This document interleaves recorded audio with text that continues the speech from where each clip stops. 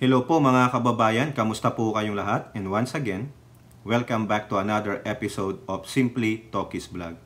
Ang pag-uusapan natin mga kababayan, still Pogo at nandiyan pa rin si Mayor Alice Go. Siyempre, usapang Pogo at yung chairman ng Family, Women and Children na si Senator Hontiveros kasi may mga update po, no?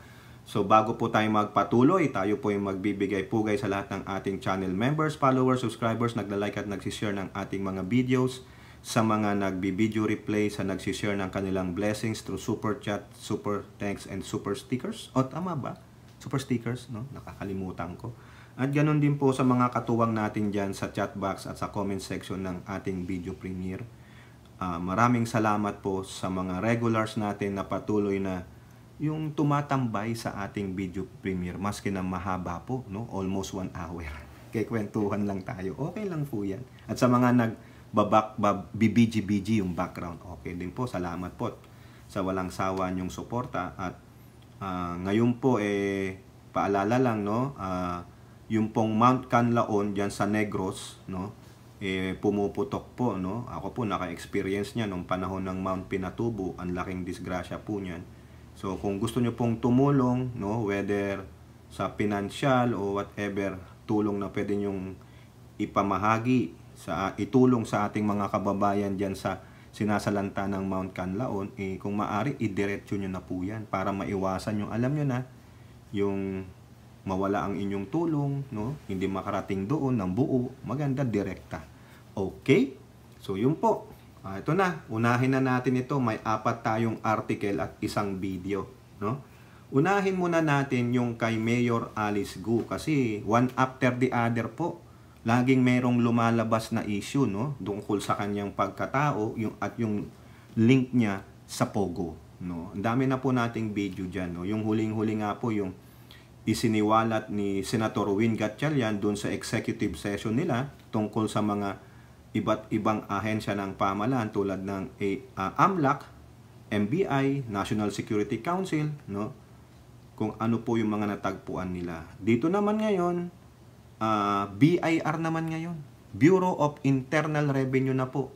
Sa GMA News Online. BIR probes Alice Go for possible tax evasion. Ay naku, tax evasion na po ito. Mahirap ito. The BIR is conducting its own investigation into Banban Tarlac Mayor Alice Go in parallel with the ongoing Senate inquiry for possible tax evasion. So ito po yung sabi ni BIR Commissioner Romeo Lumagi. Ordered the agency to have 100% cooperation with the ongoing Senate probe against Go. The BIR chief also tasked the taxman's revenue officers to look into the names and entities who figured during the hearings. Quote, I have commanded the whole BIR to cooperate with the Senate and look into the mentioned names of individuals and entities as well as their accumulated wealth. The BIR will fully cooperate with the Senate investigation on Mayor Go. The BIR will also conduct its own investigation against the said individuals. Oh, marami to kung sino po yung connection. Mga konektado kay Mayor Go, no? Lahat po sila iimbestigahan. And entities. Due process will be followed. If the income declared with the BIR does not match the value of the properties yung amas na kolekta, no? During the same taxable years, criminal cases for the tax evasion will be filed. Ay, naku, delikado po yan. Criminal eh. May pagkakabulanggo yan. Merong prison mayor o prison minor. Prison minor. Yung mababang sentensya to the maximum. Ayun po yun. Hindi man na tayo magaling sa batas eh. Nababasa ko lang po yun. Pero nire-research ko po yan. Ano ibig sabihin ng prison mayor, prison minor, ganun. Okay, so yan po. Kasi mukhang ang laki ng income ni Mayor Go kasi nga naman doon si Goldilocks sa farm niya o di kaya meron siyang kasamahan doon na parang si Midas, the Midas touch, ganon. Ayan ha, separate investigation ng BIR, yari na, sunod-sunod, one after the other. Bumagsak yung domino kaya laging may tinatamaan. Kailan kaya hihinto? Pag natapos na po, di ba? Pag wala ng dominong babagsak. Eto ngayon, dumipensa po ang kampo niya. Sa balita ng politiko, latest lang, June 7 report. Hindi sabit sa salin. Alice Gu Camp depend 178 million pesos network. Ang laki ng network ni Mayor, 178. Yun, no, lumaki po ako sa farm. Yun, kaya naman pa, sabi ko sa inyo. Ano yun? The hen that lay a golden egg. The goose. Goose pala yun. Tama ba yung sinasabi ko? Oy, Lola Carclea, help me out here. Kayo dyan, ha? Danny Reynado. Sino pa? The goose that lay a golden egg. Tama ba? O the hen that lay a golden egg. Whatever have you. Anong gusto nyong gamitin? Pareho naman yata ang ibon yan. Basta may ebon, may etlog.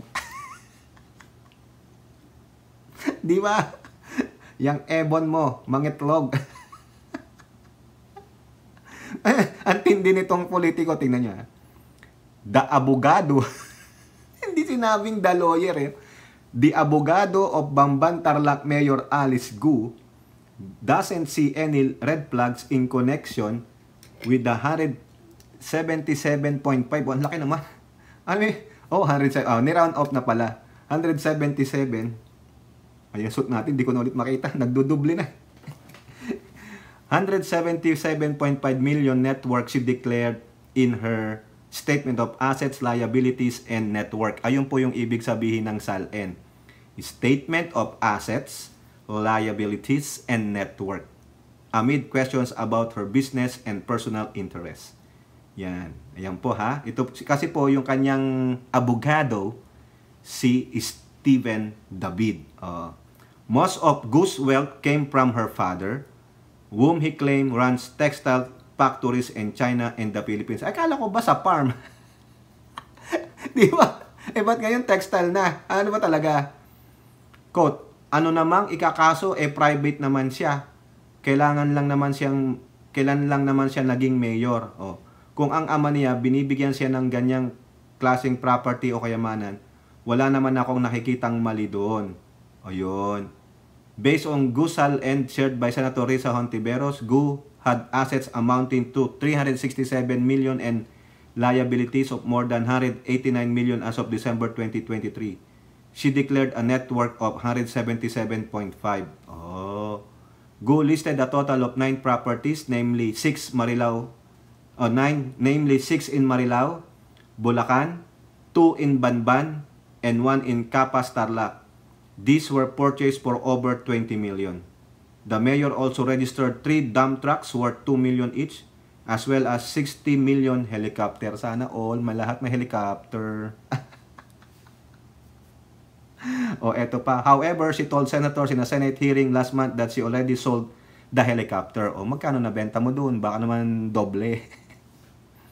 Gu also declared pieces of jewelry worth 1.5 million. Naku, sana all, may 1.5 million. $20,000. 198 million, hindi ko na alam kung magkano sa dolyar yan in bank deposit. Sana all, Elora. May 198 million, Elora. Ang dami. Hindi naman po usapin dito kung private o public siya.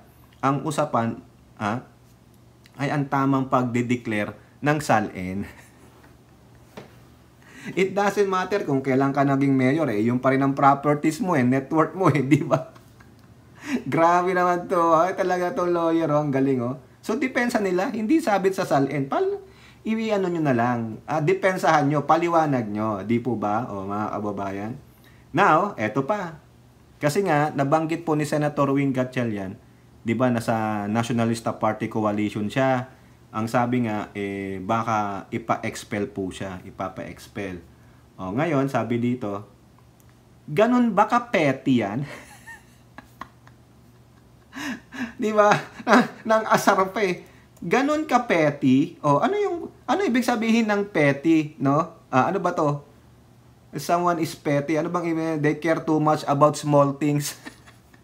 Parang napakaliit na bagay lang yan. Pinalalaki nyo, ganon ang petty, no? Minor, walang importansya, insignificant. Hindi naman importante yan. 'Di ba? Hindi naman mahalaga yan. Ganun po, minor lang yan, napakaliit. O, ang sabi dito, ganun ba ka petty yan? Hindi po pretty ha. Petty, P-E-T-T-Y.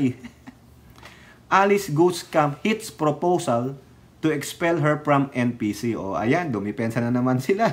Kasi sabi ni Sherwin Gatchal yan. No? Wala daw grounds po na siya po ay tanggalin sa party. Ayun po yung sabi ng kanyang abogado na si Steven David. No? Quote, hindi rin naman yata siya tatanggalin kasi wala namang grounds bakit siya itatanggal. Hindi naman siguro ganun ka-unfair ang kanyang partido. Ha? Wala ka namang ginagawa laban sa partido. Bakit ka tatanggalin? Ganun ba kapete yun para tanggalin mo yung isang party member? Bahala na po yung yung partido nila, yung president nila, si Tito Soto. Kasi sabi naman ni Tito Soto, kung mapapatunayan na ganyan nga, talagang tatanggalin. O di ba mga kababayan? Huwag namang kagad-agad magbigay ng inuunahan nyo wala pa nga suggestion lang defensive ka agad. Kayo ang petty. Di ba? O ngayon mga kababayan, eto po tayo. May papanood tayong video. Punta na tayo sa Pogo. Naalala nyo yung mga nahuling dun sa Banban Tarlac, sa Porac. Ito po no? Dayuhang Pogo workers sa Porac nagbabakasyon lang umano sa PH para pero walang dokumento. Ayun, tama. Sa ulat po ng UNTV. Kita nyo ha? Salamat po UNTV. Pagpasensyahan nyo na po, almost 6 minutes ito. Okay, panoorin natin.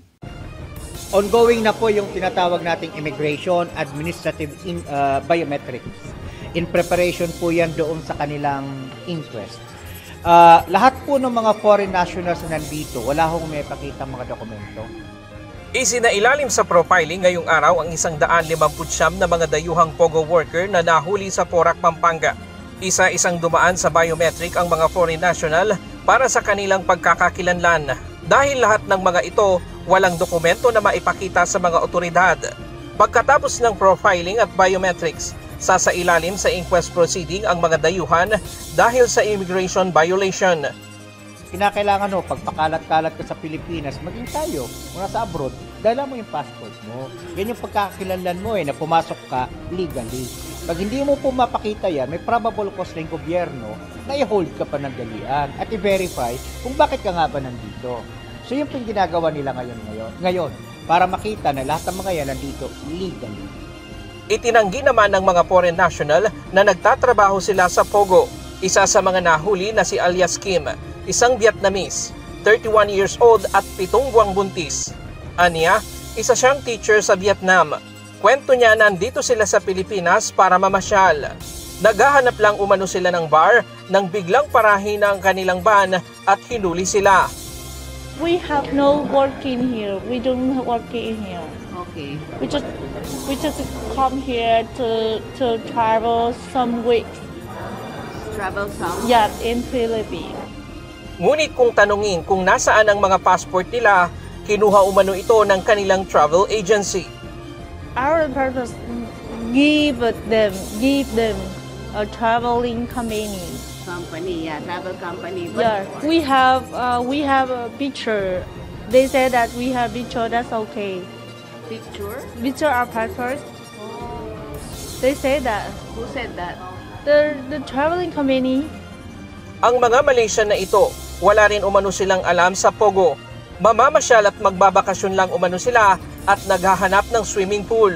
Hindi rin umano ipinaliwanag ng mga otoridad ang dahilan kung bakit sila hinuli. Ganito rin ang dahilan ng iba pang mga nahuling Malaysian. We come from vacation only. Vacation. Vacation? Yeah. Okay. And Yeah, we are not Pogo. Anything we know. you don't know about the Pogo? No, we don't know. Because we are go to the aqua park, right? They catch our come down from the highway. They catch us on the car already. We'll just go enjoy the holiday, but when we all go down the Skyway, and then the police already stop us. Stop us and then just say, oh, what happened? What happened? Stop us. Mariin namang itong itinanggi ng PAOK. Wala ho ako nakitang swimming pool doon sa loob ng Grand Palazzo Royal. Wala rin ho akong nakita doon na beach resort. So, tandaan ho natin, mga scammer ho ito. Kahit anong kwento, gagawin nila para mapapaniwala kahit sino po. Kinumpirma rin ng PAOK ang nauna ng sinabi ng Philippine National Police na may isinasagawa ng investigasyon sa ugnayan ng Lucky South 99 sa Porac, Pampanga at Sunyuan Technology sa Bamban, Tarlac. May ongoing investigation tayo na merong links allegedly yung Hongcheng Sunyuan tsaka yung Lucky South 99. Ongoing pa po yan. Itong mga susunod na mga araw ko siguro makikita natin kung sino nga ba ang tunay na may-ari sa likod nitong Lucky South 99. At mabibigla ho ang sambayan ng Pilipino kung sino nga ba talaga nasa likod. Kagabi, isa pang Chinese national ang nakita sa loob ng compound ng Lucky South 99 matapos marinig ng mga pulis ang nagsisisigaw na biktima. May nakita tayong nakatali ng kahigaan, punong-puno ng pasa. Nakuha na po natin yun. Kasi may sumisigaw kagabi. So napilitan kaming pasukin. Nung pagpasok namin, nakita namin ilang araw na siyang nakatali. Kinalagan ko namin ng tali at punong-puno po siya ng pasa. Dinala namin sa ospital at ngayon nandito na po siya. Ayon sa PAOK, pagkakuha sa biktima, agad din silang umalis at hindi na nag-inspeksyon sa lugar dahil hindi pa lumalabas ang search warrant. Kwento ni Elias Peter, ikinulong siya ng matagal sa kwarto dahil gusto niyang mag-resign dahil ayaw niya sa trabaho bilang scammer. He has been locked in the room more than 10 days. That's why he's shouting us for help. Sa tala ng PAOK, nasa 159 na ang kabuang foreign national na hawak nila mula sa nasabing illegal na pogo. 4 na ang biktima ng kidnapping at may 7 Pilipino na nasa kustodiya nila na biktima ng illegal detention. Ayon sa PAOK, kritikal ang mga oras ngayon dahil habang tumatagal na wala silang pinanghahawakan na warrant at di nila mapasok ang loob ng compound, lalong lumalaki ang posibilidad na kung mayroon pang biktima sa loob ay bawian pa ito ng buhay. Napakahalaga, liyang araw na po ito na walang tubig, walang ilaw. Baka mamaya pagpasok namin mamayang gabi or bukas pag ginalugan namin may makita kami mga katawan. Sana wala. Ryan Lacanlale, UNTD News and Rescue. Diyos ang aming sandigan, serbisyo publiko ang aming pinahahalagahan. So yan po, no, mga kababayan. Nakakaawa naman tong mga to, pero ganun talaga eh. Malay natin baka na human trafficking itong mga to, pero sabi ni spokesperson ng PAOCC, mahirap paniwalaan kasi mga scammer yung mga yan. Nakita nyo naman, sabi nila, pinara lang daw sila kung saan sila galing. Magtuturista, magbabakasyon. Paano kayo magbabakasyon? Nahuli yata kayo sa loob ng compound. Diba? Mga sinungaling. O, paano matipaniwalaan yan? Sabi nga ni spokes paano yung paniniwalaan mga scammer yung mga yan? O, di doon ako maniniwala sa ating kapwa Pilipino na silang nakahuli dyan. No? Walang mga passport eh. Di sana kung magbabakasyon lang kayo, dala-dala nyo passport nyo. Tama yun. Mga illegal kayo dyan. No? Mga illegal alien kayo dyan. TNT. Ika nga dito, TNT. Sige, deport nyo na yung mga yan. Lalo yung mga inchik. Walang yan. Nakita nyo pa yung biktima, tinali. Siguro, binugbog pa yun. No? Kakaawa naman, no? Wala talagang humanitarian tong mga Chekwa na to, no? Tapos ang ginagawa pang lugar ng kagaguhan nila ng criminal activities nila, yung ating bansa. Ang laki ng nito kay Pangulong Bongbong Marcos, ang laking desisyon ang gagawin niya dito kasi sinasabi ni Hontiveros nananawagan siya na ipasara na yan. Pero si Pimentel kinokontra yung kapwa niya minority. Nakabasa ako ng report. O tapos hindi pa lumalabas yung search warrant. O di ba sabi nga ni Gatchalian, may mga kakutsaba na nasa judiciary. O ngayon, naalarma po ang Supreme Court. Ayan o, isingit natin. Sama na natin. Supreme Court to probe alleged pogo influence on courts. Ayun, buti naman. No? Hindi yung papatay-patay. Sabi lang dito ni Attorney Camille Ting, spokesperson ng High Court, the Supreme Court will investigate this. Tama. Ha? Tama po yan. Magaling. Kudos po sa Supreme Court. Sige, tama po yung gagawin nyo. Imbestigahan ninyo. Kung merong mga hurado, mga judge na, alam nyo na, natatapalan or tinitret ang buhay. Dalawa lang yan eh. Either nagpababayad, kasangkot, or tinitret sila. O, sana naman, wala dun sa nauna. Kung tinitret, at least mapoproteksyonan sila. No? Masisave ka agad. No? Okay? So, at least nakita nyo. No? Lulusot at lulusot eh. Ang problema, bigyan nyo na kagad ng search warrant. Mahuli na eh. O may nakita ng binugbog, may mga pasa-pasa. Hindi naman gawa-gawa siguro yan. Eh di ba ngayon sa Banban, may secret tunnel, may secret silang takasan? O, magbigay na ng search warrant. Sino ba dapat ang magbigay ng search warrant dyan? Ba't papatay-patay? O baka yung request naman, papatay-patay din. Hinahayaan mo nang makatakas yung mga mastermind. O, di ba? O now, itong huling article natin, mga kababayan, meron pong babala si Senator Hontiveros. O talagang itong si Hontiveros, eh, maski na kaaway natin to dati, eh sabi, the enemy of my enemy is my friend. For now. Eh maganda naman ang ginagawa, eh, di ba? O, kakampi natin sa West Philippine Sea, why not? O, pero pag binakbakan niya ang Pangulo, eh, yari siya. Hindi siya makabakbak sa Pangulo, eh. Nagre-request pa nga siya. Ang tawag niya nga sa Pangulo natin, Presidente Marcos. O, di ba magalang? Hindi tulad nung iba diyan, Marcos lang, kala mo naman. Mas mataas pa sila kay Pangulong Marcos, di ba? O Marcos Jr. O sino ka ba? Di ba? Buti pa si Hontiveros, marunong kumilala at gumalang, o di ba? Si Senator Trillanes o si Presidente Marcos. Tingnan niyo ginawa ni Presidente Marcos? Walang kaakaaway. Kung napanood niyo yung distribution ng aid sa Camarines Sur, yung kay sa lugar nila Villapuerte, anak ng siopaw, akala ko yung magkakapatid na Villapuerte, parang ako nasa campaign eh. Grabe ikampanya ang Pangulo, parang sasabi mo, kiss ass itong mga Villapuerte na to. Eh, ganun talaga. Ganun ang admonition nila, ang paghanga nila sa Pangulong Marcos. Kasi alam po, kinwento po nila, noong 1972, si Apo Lakay, si Pangulong Marcos Sr. at yung kanyang DAR secretary na si Estrella, ngayon, reincarnation. Pangulong Marcos Jr. at yung anak naman ni DAR secretary, si Estrella III. Oh, di ba? Nagkwekwento pati si DAR secretary Estrella. Baluarte ng mga dilaw, Bicol region, ni Lenlen, pero walang sinino-sino ang Pangulo. Mind nyo, 3 times na siyang nagbalik-balik, sabi nga ni Representative El Rey Villapuerte. Oh, walang kulay ang politika ng Pangulo, kaya itong mga dilaw, ginagawa naman yung nais nilang proyekto para sa mahihirap. Tignan nyo, pinirmahan yung batas na author si Franz Castro sa mga guro. Saan pa kayo? Naninindigan sa West Philippine Sea. Saan pa kayo? Ano pag gusto ninyo? O yung mga nananawagan na walang tulong sa Mount Canlaon, hoy, meron pong mga article.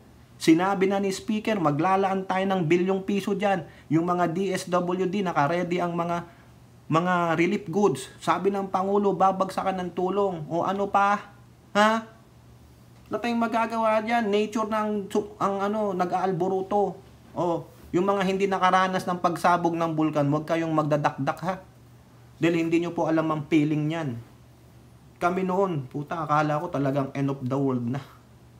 Saga po. Lahar eh. Burin nyo yung pyroplastic, may ulan pa noon.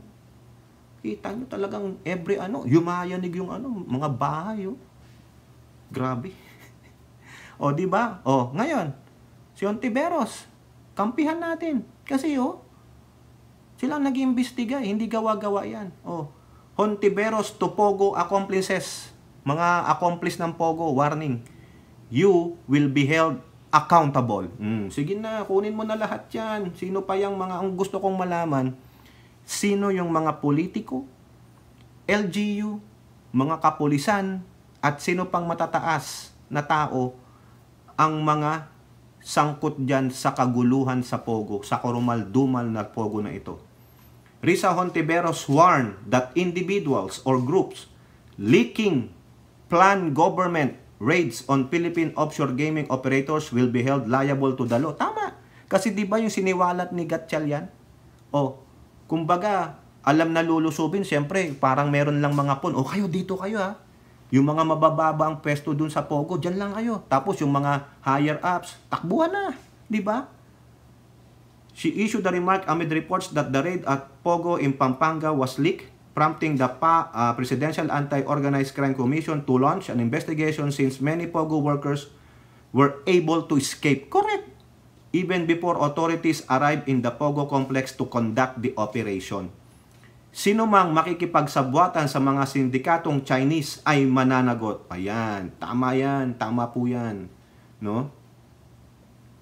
Our Senate Committee on Women, Children, Family Relations, and Gender Equality will ensure that victims, survivors of abuse and exploitation will get the justice they deserve. Correct. Tama, sige, agree ako diyan kay Ontiveros, di ba? So, yari kayo, dapat mahuli yan. Malamang yan. Meron diyan. May kasangkot po diyan. Sabi nga ni Gatchalian, ulit-ulitin ko, politicians, judiciary, mga otoridad, mga kapulisan, di ba? Mga local criminals at mga ahensya ng pamahalaan. Lahat po connected yan. Yung daloy ng connection, the web of criminality, no? Sa isang web, connect-connecto sila. Kaya dapat makuha yung root, mahuli natin yung mastermind, sino talaga. Dapat ganun no? Wala pa ako nakikita talagang big fish Yung kay Duterte, drug lords, wala. O dito kaya, may makukuha kaya tayo, Pangulong Bongbong? Meron ka kayang mahuhuling drug lords? May mahuhuli ka kayang big fish na politician na protector ng mga kriminal at promotor ng kriminalidad? Okay, yan ang inaantabayanan ko. Di po ba? Para talagang tuluyang masabi, ito, tulad ng kanyang ama, nakahuli ng malaking isda, pinabaril, patay. Di ba? Kinakatakutan. So, sabing weak. Sino ang weak? Dito. Di niya nga maalala di ba? Di weak. Kayo po, ano pong inyong masasabi? Comment down below and don't forget to like and share. Hope to see you on the next videos. Bye-bye. God bless.